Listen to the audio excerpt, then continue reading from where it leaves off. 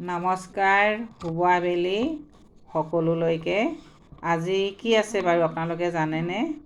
আজি অসমৰ মিচিং জনগোষ্ঠীসকলৰ জাতীয় উৎসৱ আলি আই লৃগাং।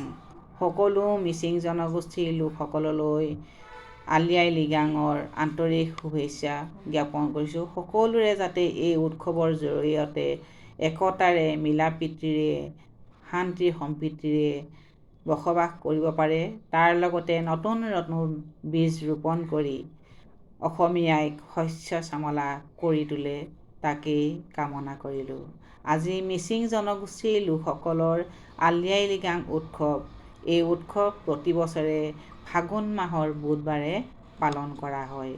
এই উৎসৱৰ লগত আনি বঙহৰ চলুং মপিন উৎসৱৰ লগত মিল আছে।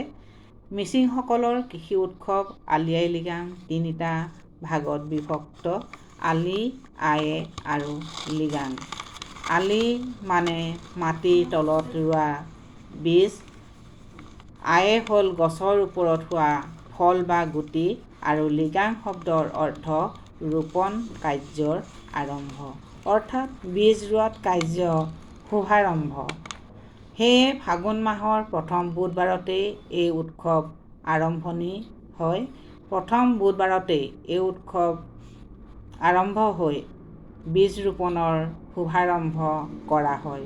পোৰাং, আপিন বা টোপোলা ভাতৰ লগত দিনচাং, ngচাং, শুকান মাছ, মঙহ আৰু আপঙেই এই উৎসৱৰ প্ৰধান খাদ্য।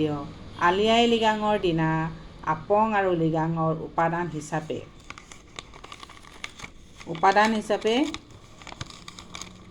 ডা-ডাঙৰীয়া আৰু গোসাঁই ঘৰত গৃহস্থই আগবঢ়ায়।